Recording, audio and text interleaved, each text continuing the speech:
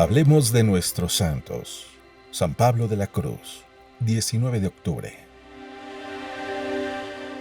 Pablo Francisco Daney nació en el año 1694 en Novada, un pequeño pueblo de la región piamontesa de Alejandría, y fue el primero de 16 hijos nacidos en el seno de una familia de origen noble pero con serias dificultades económicas. Desde muy joven mostró gran interés por la práctica de las virtudes cristianas y una fe muy sólida alimentada por la participación diaria en la misa, la frecuencia de los sacramentos y la práctica continua de la oración. Pero para ayudar a la familia comenzó a trabajar con su padre, que era comerciante. Su vocación, sin embargo, lo llevó a otra parte. En el año 1713, Pablo Francisco, joven de 17 años, tuvo una experiencia religiosa muy especial que lo llevó a la decisión de vivir como un monje ermitaño, aunque no pertenecía a ninguna orden. A la edad de 26 años, el obispo le permitió instalarse en una de las celdas detrás de la iglesia de Castellaso-Bormida. Allí maduró la idea de formar una nueva congregación llamada Los Pobres de Jesús. Dentro de la celda durante más de un año se dedicó a escribir la regla que estaría marcada por el amor a la cruz de Jesús. Esta de hecho será la típica espiritualidad de los religiosos que Pablo guiará,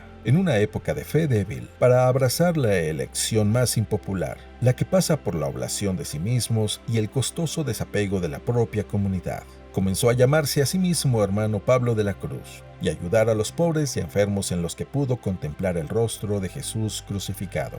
Finalmente, en 1727, Benedicto XIII autorizó a Pablo a reunir a su alrededor algunos compañeros para ayudarlo. El primero sería su hermano carnal Juan Bautista.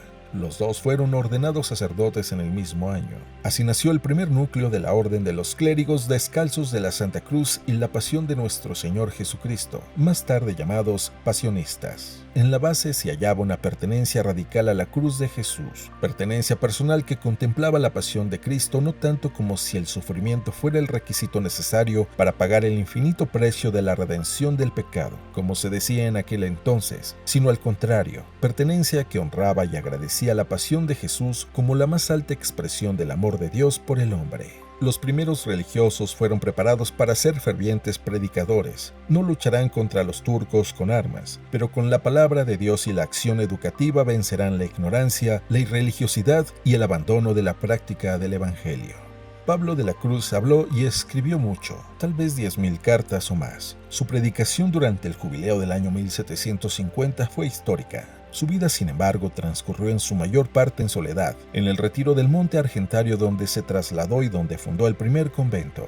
Desde allí partió para las misiones dirigidas a las zonas más pobres de la Marema y a las islas más remotas del archipiélago toscano, donde era muy difícil hacer llegar la palabra de Dios. En el año 1771, gracias a la colaboración de la madre Crocefisa Constantini, fundó en Tarquinia la rama femenina de la congregación. Las monjas de clausura se convertirían en las Hermanas Pasionistas de San Pablo de la Cruz, una congregación de vida apostólica consagrada a la misión educativa, especialmente de las mujeres víctimas de la violencia y explotación.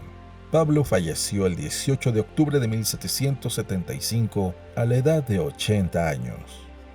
Hablemos de nuestros santos. San Pablo de la Cruz.